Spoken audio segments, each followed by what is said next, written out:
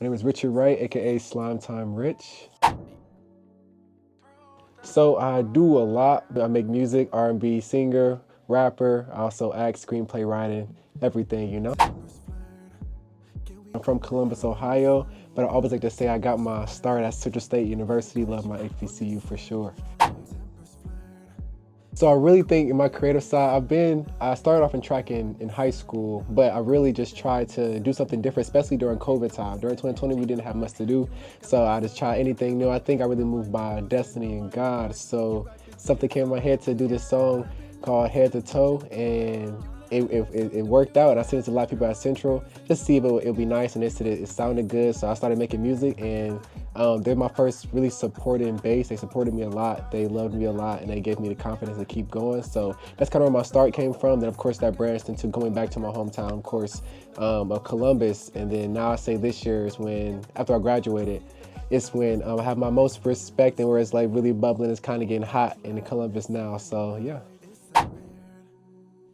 I think the one that started off with was R&B singing, which I like to say it's a different, it's more like electric. It's more, I'll say, dealing with reverb and more like Don Toliver type of style, spacey, airy. So I would say I were more like the Maxwell's. I'm very inspired by the melodies and old school R&B of 90s and even the 80s and stuff like that. But I also try to do my a new sound to it, a new way, a new where it sounds like I'm larger than life on a track, where I have my own presence and I have my own grand sound coming into this R&B space. After that, go into rapping, which I don't do too often, but I try to change my style. At Central State, I definitely was rapping. I was rapping a lot, truly. But now I do more auto-tune, more melodies, more flowing on the track, spacey, really out the air, do all that. Definitely coming from space, coming from out this world, another planet type of deal, where it feels like I'm not on the same level playing field as the even people on the song and even at the beat. I think my voice is an instrument, so I use that a lot as a something that's in my music. Other than that, I'm an actor. I do a lot of theater. Just had a leading role, so that was a great experience. And I screenplay write, where I got professionally trained. So it's just many different aspects, not to be boxed in. Always believe in being versatile and being just something that nobody can really just say you're just one thing. I know music is a great avenue to get success, but also I know that if I wasn't signed in 2 years back then I knew I was going to branch out, and I got much success doing other things, which led back into doing music because people know you for other things and they tap into your music and be like, oh, you also make great music. So you got to know how to work the playing field. What would I call myself? Oh, that's a good question. I would say it's electric, but I would say it's very lightning R&B. That sounds good. It strikes you down, it's fire. I think it's smooth. Definitely is what R&B comes in at. But I think it has a bit of uniqueness to it where it's just different. Okay. And I'm gonna do one. Oh, my first experience in acting, I used to do Youth to Youth. Shout out to Y to Y. We used to go around to different states, and we used to do skits for teaching kids how to not do drugs. So that's my first time actually making skits, being on stage. And to them, it's just regular. We doing a skit, performing for the teens. But to me, it was my time for real. So I took a step backwards, and I went to Eastmore, which everybody know, if you know from Columbus. Eastmore Academy has the best theater program, but I didn't do theater at all. Like, I was not doing it. I was scared to do it, so I went to track. But I always kept it back in my mind, and then really, I think after I graduated college, like, it took a whole 4 years, by the way. I graduated college, and I just wanted to do it. I feel like I had the talents. I was doing the music. I was hosting a lot. So being on stage was something that I wasn't scared of. Like, being in front of people, hundred thousands of people, I was not scared of it. It could be 100,000. It could be one person. Like, I was cool on stage. And I noticed how many people didn't have that like fearlessness, and I did. So I was like, okay, I can do something with this. And I just like to be creative. So I just tried some more things with ZF Taylor, with Two Scoops Productions, which is theater companies around Columbus.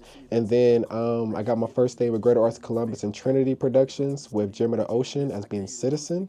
And that was a very big thing for me. I was the lead. I was everything. The whole show was based on me, and the last show had like 120 people in one room that's looking directly at you. And like I said before, I love a crowd. I love to show off, but that was different when it's really there for real. So I did well, and now I got the bug for real. So now I got the theater bug, and I'm working with other theater companies out there and doing auditions. And so now it's really getting the ball rolling. But I like where it's headed. You only have one life, and that sounds so cliche, but like really do whatever you want to do. And people think that you don't have to do it if you're not don't have a lot of following, if you don't have a lot of money. But y'all, I work a regular job. Like I'm still working corporate, have a good job, very blessed job, but I'm using that money to invest in myself. Nobody's going to invest in you if you don't invest in yourself first. And that means in time, that means in passion, that means in prayer, that means in your money. So it's really, I would really say that you just have one life to do it, and you really have a chance to, you don't want to regret anything. When you're older, and we're getting older by the second, you don't want to look back when you're 35, 45, and you might have a great life of doing what you're doing, but you don't want to look back and being like, in my 20s and my 30s, I didn't do this. I didn't rap. I didn't make that album. I didn't do that play, because it doesn't always have to be a famous thing, a thing where it's really grand. If you're doing it just to do it, it's going to get somewhere. Like I just do all this stuff just to do it, and just to really inspire others and really inspire myself, and just to have that feeling. The fear goes away when you have a feeling of when you start something from day one and be like, I'm going to get this role, I'm going to make an album, I'm going to make a song. You write the song down, and you see the completion of it at the end. That's where the fear meter goes down, because it's like I can do something, I can start and complete something, which makes you feel amazing, truly. So I just say do it. I say don't do it for people's perception. I say do it for you, do it for your passion, do it because you want to be happy and you don't want to regret anything later. So just do it, please, for me. I'm gonna go In the City. I think In the City is such a great cinematic record, which I like cinematics. I think my music is cinematic. It's very much R&B, and I think it encompasses everything that's about me as an artist. It has the delays, it has the reverbs, it has the great engineering, it has the beat that's very much smooth, and it has my lyrics that are relatable, and it really stands for my life. Like everything In the City, and most of my lyrics, actually all my lyrics, is really real life. Like I wrote In the City, I think, after I had an encounter with a woman. Like it's barely that. Like I see you in the city looking real pretty.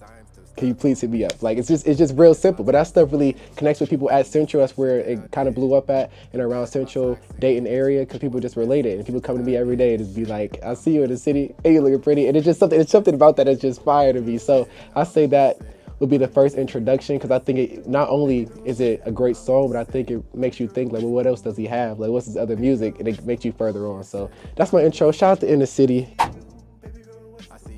So what influences me and what influences my sound? So I'll kind of go with from the beginning, where my dad's a singer. My dad's a singer. He don't sing as much anymore. He be chilling now, but he can go. And my mom is very much she doesn't really done no singing, no dancing, but as a person, she's just entertaining. So seeing that when I was little, I think that really inspired me to do that subconsciously. I was a sports guy, but I think when it's my time, it's my time. So seeing my dad sing at karaoke's and weddings, and even funerals, busting out a tear, he would still just go crazy. So I think that influenced me a lot, and on the R&B side and on like the melody tip. And then it went to Central, where around 2018, I was late to the game with the Ragers, but Travis Scott came out of nowhere with Astroworld and Rodeo, and I think I just got inspired by how grand and how music and hip hop can really be expanded. Like had like a one box type of thing, where it's like you gonna rap, it's the hook and everything. When I heard his music, it's like, what is these sounds that sound like he's not even from Earth? Like what is going on? What's the reverb? What's the auto tune? Like how do you do that? But it's just more about the ideas he came up with in his music, because a lot of people can have autotune, a lot of people have autotune, a lot of people have reverb and stuff like that, but if you don't have the ideas to put into it, to implement into it, to where it's like, I want to come in about 4 seconds after this, and they want to be 4 delays, choppy, boom, boom, boom.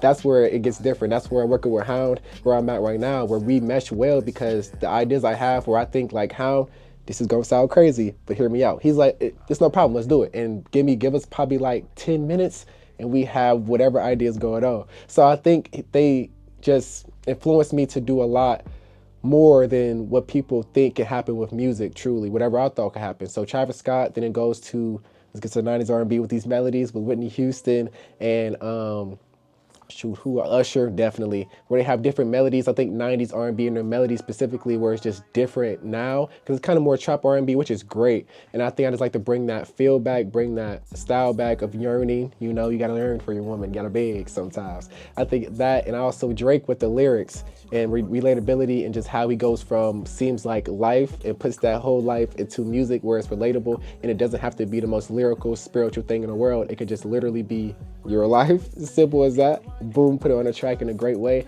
and make good music out of it. So I would say Travis Scott, 90s R&B, my parents, and of course, can't leave out Don Toliver. He just meshed everything together, and it's like, oh, you're it. Even with the style and how he puts his themes into his album. So I think those are my influences, definitely, and I think you're gonna feel all that.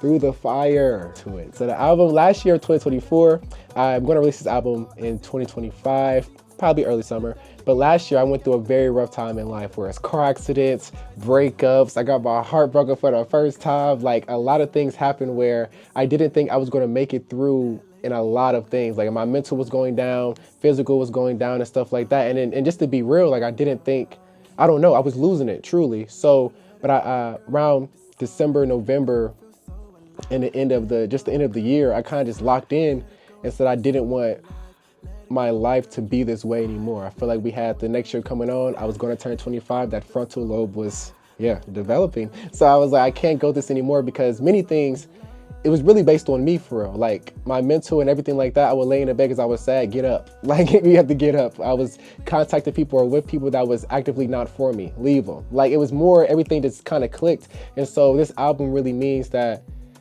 it's just a testament to how I made it through the fire. Like I made it through all the things I was going through, and now I'm here. And now at this year, I'm doing one of the best, probably my best year of life, where in all aspects of acting, screenplay writing, music, where I'm getting a lot of opportunity, and I'm just on with my run right now is insane. But Through the Fire is a testament to redeeming myself for myself and getting through the fire, but it's encompassed into a story with a woman. So you feel me? So like we're symbolizing it through meeting a woman, going through the heartbreak with a woman, and then coming out of that and things of that nature. But it's every song can stand alone, but it's all cohesive and together as an album. So that's what my goal is really.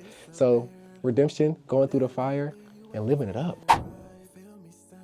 So, ready to be about my album details, where I release them at, what's going on. Slime Time Rich on every platform, but specifically Instagram. That's where everything's dropping at. That's where I just dropped the Through the Fire session, because I have a session where I invite certain type of people that's to come, my manager, great artists, and we doing a yearbook or a scrapbook basically about who comes, and we're just posting that. So Slime Time Rich on Instagram, where mainly all the information's coming out. You can see it on my story, on my page, on my reel. So that's where you see how many tracks it is, what video is dropping, who's coming, listening party, because you want to be there.